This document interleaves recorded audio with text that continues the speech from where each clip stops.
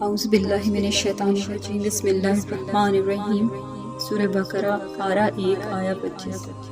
وَبَشِّرِ الَّذِينَ آمَنُوا وَعَمِلُوا الصَّالِحَاتِ أَنَّ لَهُمْ جَنَّاتٍ تَجْرِي مِن تَحْتِهَا الْأَنْهَارُ كُلَّمَا رُزِقُوا مِنْهَا مِن ثَمَرَةٍ رِزْقًا قَالُوا هَٰذَا الَّذِي رُزِقْنَا مِن قَبْلُ وَأُتُوا بِهِ متشابہا وَلَهُمْ فِيهَا أَزْوَاجٌ مُطَہَّرَةٌ وَهُمْ فِيهَا خَالِدُونَ۔ ترجمہ: اور جو لوگ ایمان لائے ہیں اور انہوں نے نیک عمل کیے ہیں، ان کو خوشخبری دے دو کہ ان کے لیے ایسے باغات ہیں جن کے نیچے نہریں بہتی ہوں گی۔ جب کبھی ان کو ان باغات میں سے کوئی پھل رزق کے طور پہ دیا جائے گا تو وہ کہیں گے یہ تو وہی ہے جو ہمیں پہلے بھی دیا گیا تھا، اور انہیں وہ رزق ایسا ہی دیا جائے گا جو دیکھنے میں ملتا جلتا ہوگا، اور ان کے لیے وہاں پاکیزہ بیویاں ہوں گی اور وہ ان باغات میں ہمیشہ ہمیشہ رہیں گے۔ تفسیر۔ اب جنت میں داخلے کے لیے 2 چیزیں ہیں، ایمان لانا اور نیک عمل۔ اب یہ جو ایمانیات ہے اس کا بیان ہمیں سورہ بقرہ کی ابتدائی آیات میں مل جاتا ہے، یعنی کہ اللہ پاک پر، فرشتوں پر، نبیوں پر اور نبیوں پر اتاری گئی کتابوں پر اور آخرت پر ایمان لانا یہ بہت ضروری ہے۔ پھر عمل صالح ہے، اس کی تفصیل اس قرآن کی صورت میں ہمارے سامنے ہے۔ صرف یہی نہیں بلکہ نبی پاک صلی اللہ علیہ وسلم نے یہ سب کچھ جو ہے وہ ڈیمانسٹریٹ کر کے بھی دکھایا۔ یہ وہ کرائٹیریا ہے جس پہ عمل کر کے انسان ایک کامل ترین ہستی بنتا ہے اور اس جنت کا حقدار بنتا ہے جس کا ذکر جو ہے نا قرآن میں 100 سے زائد بار آیا ہے۔ اب جنت ہے کیا جس کا لالچ یا ترغیب وہ رب کائنات انسان کو دے رہا ہے؟ یقیناً کوئی بہت ہی خاص جگہ ہوگی۔ اچھا، اسلام میں جنت کا تصور بالکل واضح ہے اور جنت کے مختلف درجات ہیں جن کے نام ہیں جو کہ ہمیں احادیث سے ملتے ہیں، اور یہ 8 ہیں تقریباً، جن میں جنت العدن ہے، جنت الفردوس ہے، نعیم ہے، الماوا ہے، دار الخلد ہے، دار المقام ہے، دار السلام و علیین ہے۔ حضرت ابو ہریرہ رضی اللہ تعالیٰ عنہ بیان فرماتے ہیں کہ رسول پاک صلی اللہ علیہ وسلم نے ارشاد فرمایا کہ اللہ تعالیٰ سے سوال کرو تو جنت الفردوس مانگا کرو، کیونکہ وہ جنت کا مڈل یا وسط ہے اور بلند ترین مقام ہے۔ اس کے اوپر اللہ پاک کا عرش ہے اور اس سے جنت کی نہریں پھولتی ہیں۔ یہ صحیح بخاری و مسلم کی حدیث ہے 283۔ چونکہ جنت میں مقام جو ہے نا لوگوں کے اعمال کے مطابق ہوگا، لہٰذا جس آدمی کے اعمال جتنے اعلیٰ و رفع ہوں گے نا جنت میں اس کا مقام اتنا ہی اعلیٰ ہوگا، اور اعلیٰ ترین مقام جو ہے وہ جنت الفردوس ہے جو نبیوں، پیغمبروں، شہداء، صالحین اور اعلیٰ پائے کے بزرگوں کا ہوگا۔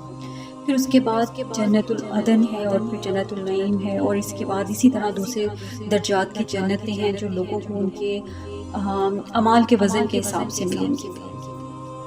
لیکن جنت کا کم ترین مقام بھی اس دنیا کے بہترین اور اعلیٰ ترین لیکسوریس پلیسز سے کسی بھی طرح سے کم نہیں ہوگا، بلکہ ان سے 1000 درجہ بہتر ہوگا۔ جنت کا تصور دوسری امتوں میں بھی ملتا ہے، لیکن اسے کبھی اس وضاحت کے ساتھ نہیں بیان کیا گیا جیسے کہ امت محمدیہ کے لیے اسے بیان کیا گیا ہے۔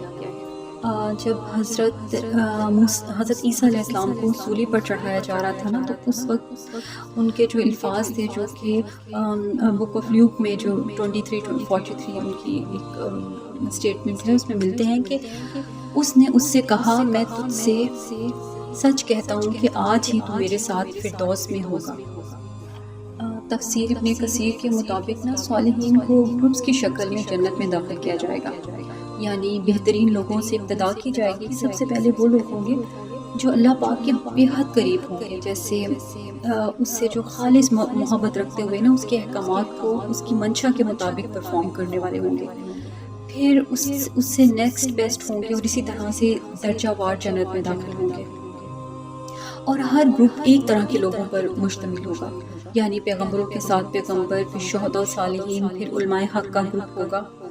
لائک وائز آپ ایسے امیجن کر سکتے ہیں اس کو سمجھنے کے لیے کہ جیسے اسکول کے اندر نا جو فائنل ڈے پر گروپس بنا دیے جاتے ہیں نا، پہلا گروپ ہوتا ہے ڈسٹنکشن ہولڈرز کا، پھر پوزیشن ہولڈرز کا، اور پھر عام طور پہ پاسنگ مارکس لینے والے اسٹوڈنٹس کا گروپ ہوتا ہے۔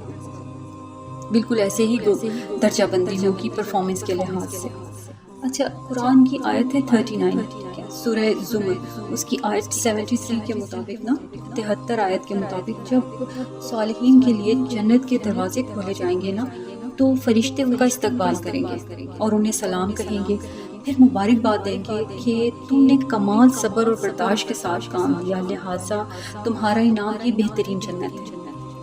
پھر ایک اور جگہ قرآن میں سورہ فرقان میں 16 نمبر آیا ہے سورہ فرقان کی، وہاں جنتیوں کو وہ سب کچھ ہمیشہ کے لیے ملے گا جو وہ چاہیں، اور ایک حدیث کے مطابق وہاں ہمیشہ کی زندگی ہوگی، اور نہ وہاں پر موت ہوگی، نہ وہاں بڑھاپا ہوگا، نہ بیماریاں اور نہ ہی پریشانیاں، نہ وہاں گرمی ہوگی اور نہ ہی زیادہ سردی ہوگی، اور گھنے درختوں کے سائے میں صالحین جنتی جو ہیں وہ تکیے لگائے ہوں گے، and they will be served with wine جس کا کوئی آفٹر افیکٹس وغیرہ نہیں ہوں گے۔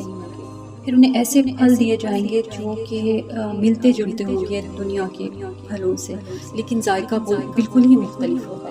اچھا، اب یہ انسانی فطرت ہے کہ وہ وہی چیز کھانا پسند کرتا ہے جس کی وہ پہلے سے جس کو ٹیسٹ کر چکا ہو۔ وہ پھل جو عام روٹین میں ملتے ہیں نا وہ وہاں بھی ملیں گے، لیکن ٹیسٹ بالکل مختلف ہوگا۔ اب پاکستان میں ہی دیکھ لیں کہ اگر ہم مینگوز کے اقسام دیکھتے ہیں تو 200 سے زائد ہوں گے، لیکن ہر ایک کا ذائقہ مختلف ہوتا ہے۔ اسی طرح سے سیب مختلف علاقوں میں ملتے ہیں، لیکن ناردرن ایریاز کے جو سیب اور خوبانی ہوتے ہیں ان کا ذائقہ بالکل ڈفرینٹ ہوتا ہے۔ بالکل اسی طرح سے شکل و صورت میں تو وہ پھل ملتے ہوں گے جو جنت میں ہوں گے، لیکن ان کی وہ بالکل ٹاپ کوالٹی کے ہوں گے۔ پھر فرمایا گیا کہ ان کے لیے وہاں پاکیزہ بیویاں ہوں گی اور وہ ان باغات میں ہمیشہ ہمیشہ رہیں گے۔ اچھا، اب قرآن میں حور کا جو لفظ ہے نا وہ 4 بار آیا، اور کئی بار ڈائریکٹلی اس کا ذکر آیا، جیسے کہ یہاں پر بیویاں ہیں، زوج ہیں، ساتھی کے طور پہ آیا۔ اگر ہم حور کا لٹرل میننگ دیکھیں نا تو وہ ہوتا ہے کہ fair lady with beautiful eyes, یعنی ایک خوبصورت عورت جس کی بڑی آنکھیں ہیں۔ علماء کی رائے میں نا تھوڑا سا اختلاف ہے کہ یہ مومن عورتیں ہوں گی یا پھر ایک علیحدہ تخلیق ہوں گی۔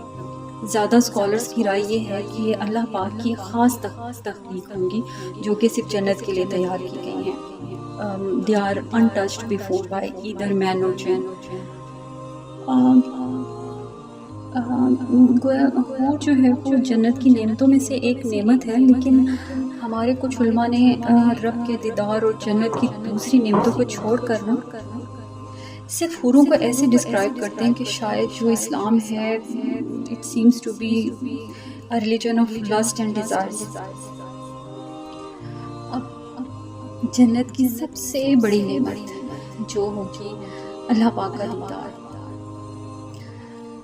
اس کو تھوڑا سا اس کو تفصیل سے نقشہ کھینچتے ہیں کہ رب کی زیارت کا جو جنتیوں کو نصیب ہوگا نا، ایک فرشتہ آئے گا جب جنتی اپنے اپنے حجروں میں ہوں گے یا جیسے بھی قیام پذیر ہوں گے، ایک فرشتہ آئے گا، پیغام دے گا کہ رب کی زیارت کے لیے چلیں، ایک سواری تیار کی جائے گی اور جنتیوں کو وہاں لے جانے کے لیے تیار کیا جائے گا۔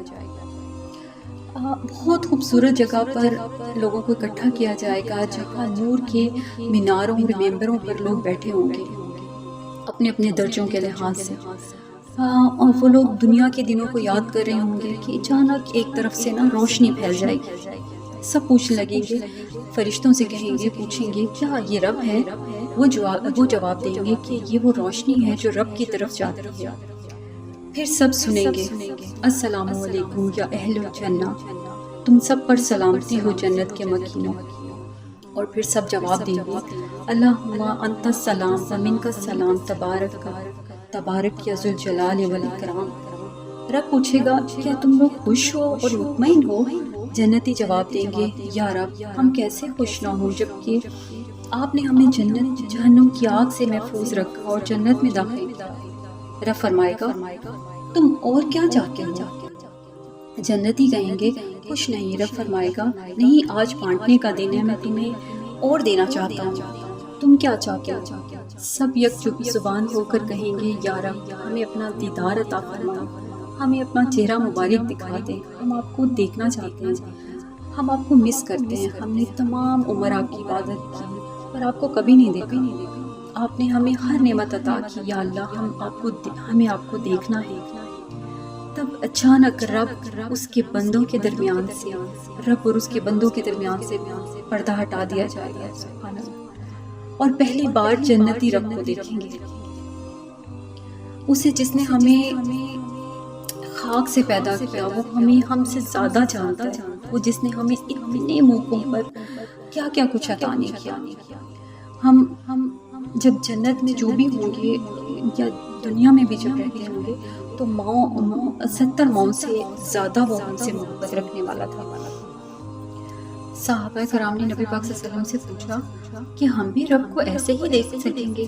آپ نے جواب دیا، چاند کی طرح دیکھیں گے، بالکل ایسے صاف دیکھ سکو گے، اور یہ نعمت یعنی رب کا دیدار ویسے ہی اتنی بڑی نعمت ہے جس کا تصور ہمارے انسانی ذہن کے لیے ممکن ہی نہیں ہے۔ اللہ پاک اس میں بیان کردہ تمام نعمتوں کو عطا فرمائے، ہمیں اور ہمارے پیاروں کو اور تمام مومنوں کو، اور انشاءاللہ تعالی اللہ پاک ہم سب کو اپنے مقرب ترین لوگوں کی فہرست میں شامل کرے۔ آمین۔